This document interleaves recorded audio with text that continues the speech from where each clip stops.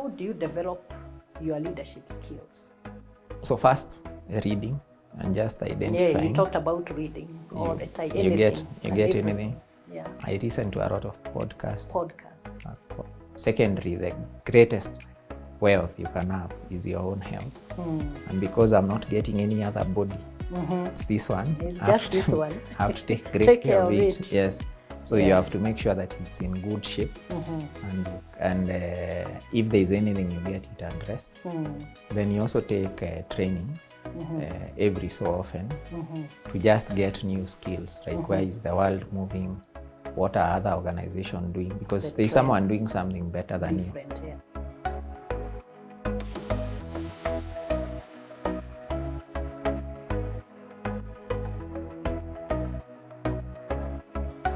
Now, there's something that happened, and I guess you were still the CEO that time. Yeah.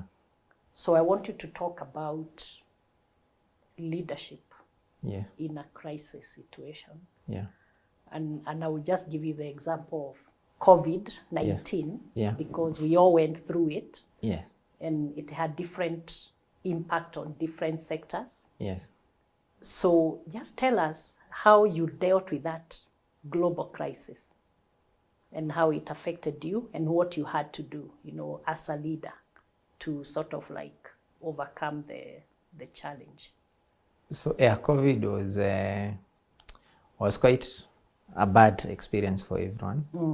But we were in Vipingo, but all of us were too young to even mind about anything. And unfortunately, we got COVID. You remember when they were putting people in quarantine? In quarantine. You went to quarantine? No, we missed it by a whisker. Wow. One day, we woke up, my driver couldn't breathe well. Oh my goodness. He came saying he's not feeling nice. Me, I had no sense of smell. My other colleagues had pains in their legs or things like those. Wow. So anyway, it got bad for the driver, so we took him to hospital. And his test came as positive for COVID. So we were rounded up. The whole office. The whole of us. But that last day, it was, because it was in Vipingo, it was fine. It was hard to get all of us. But I think on a Friday or Saturday, they stopped putting people on quarantine. But we missed it. So you would have gone to quarantine Would have if gone they to had not quarantine. removed that requirement. Yeah, would have all been quarantined in Kirifi. That's the easier bit. Yes. Now, in that August or July, there was no data on treatment or anything. There was something called long COVID. People who have mild symptoms, and when you Googled in Spain and other parts of the world, they would collapse and just die and go. So you have no data. You're in your own small quarantine. You do research online, and you even feel like you're about like you're stopping to breathe. So the psychological torture was first insane, too much. That's my experience on COVID. I got it before vaccine, before anything, when they were doing quarantine. But anyway, I recovered and we moved on. But we never shut our operation. Remember, construction had some exemption. So we spoke to our contractors.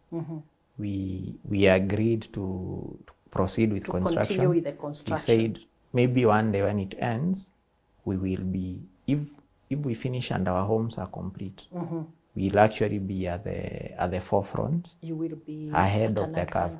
Yeah. Then we got intercounty passes. I don't know if you knew about. There were no flights from Mombasa. So they were like essential services classified. Yeah, you'd go and get a travel pass to travel. So I used to come to Nairobi. For materials and people. You drive all the way from Mombasa, but the road was empty. There was a stop in Motito. They check your passes. You come this way, you go back.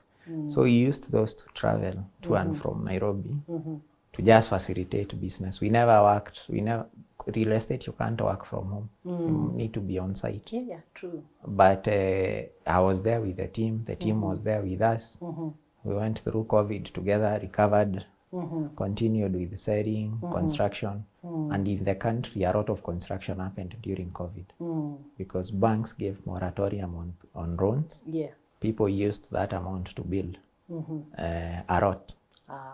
People were building. And then this staying at home, was not nice.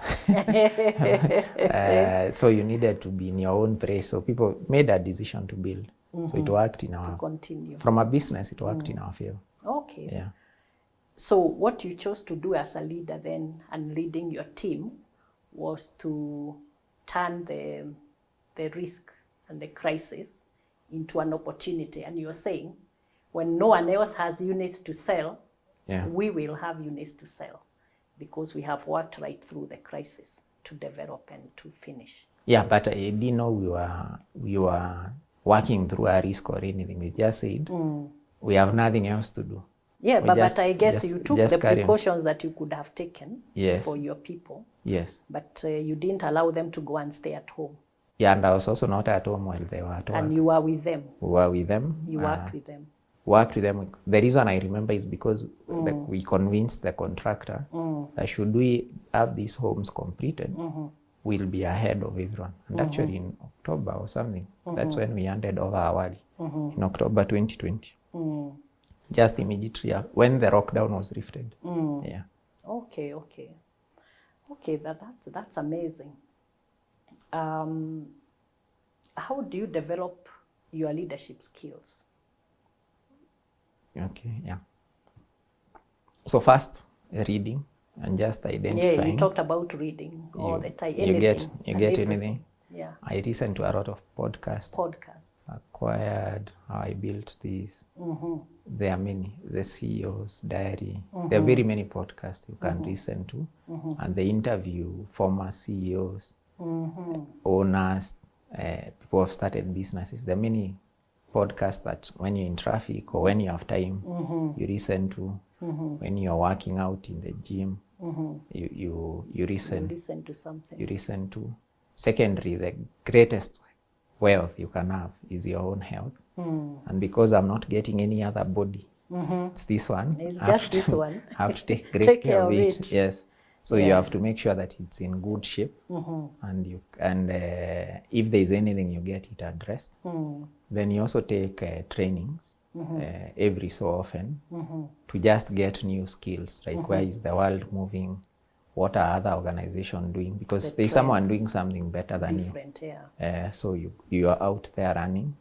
You also have networks of colleagues who you share what you're going through, what you're seeing, and friends, and they share back.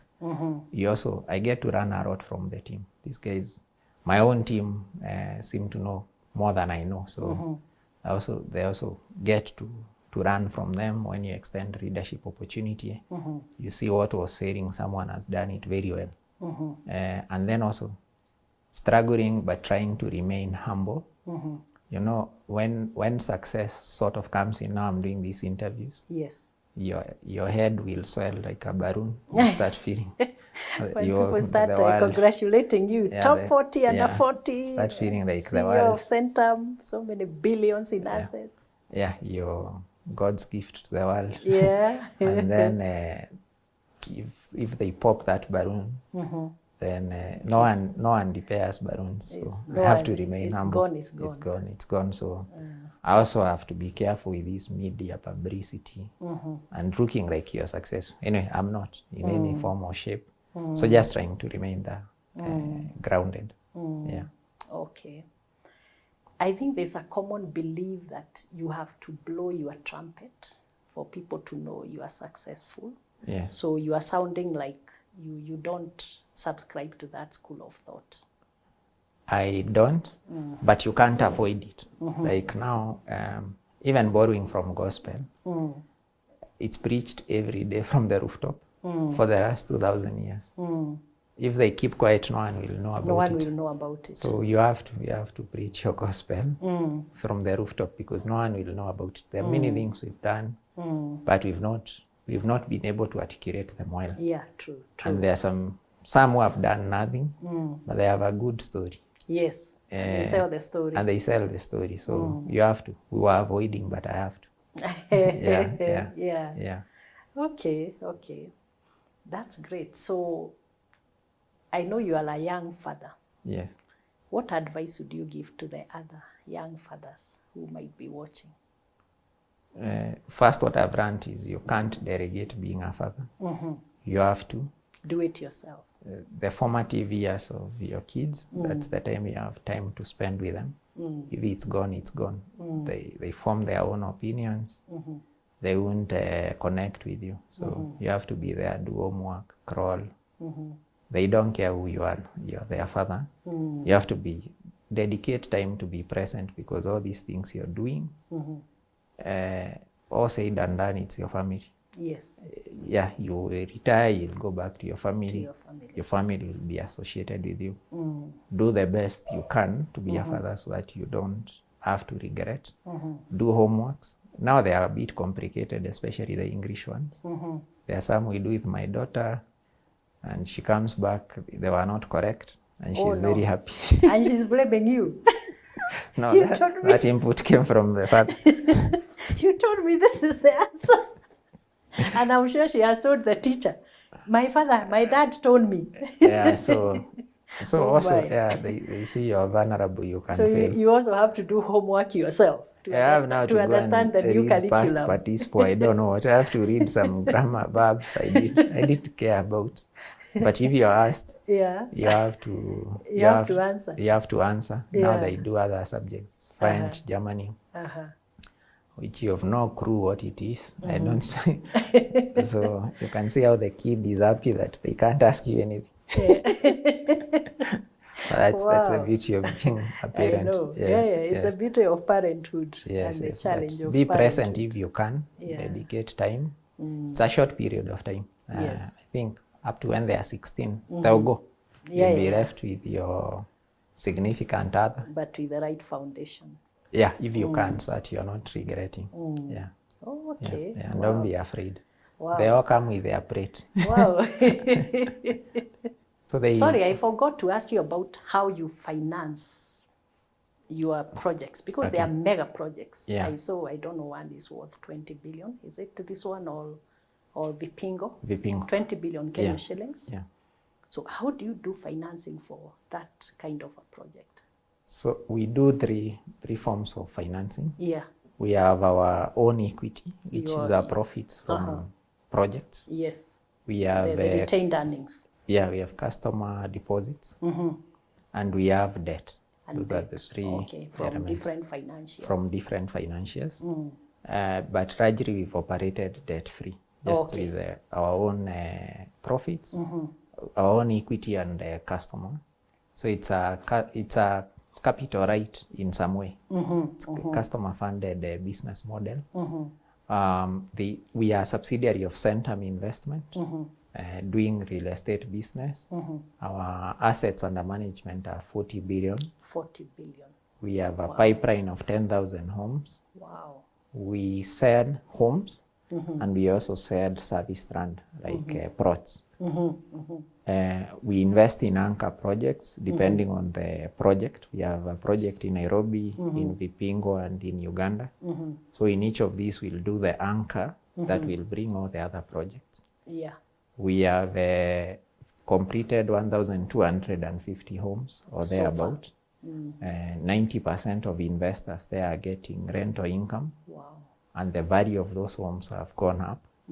We have others under construction, and we'll continuously continue with development.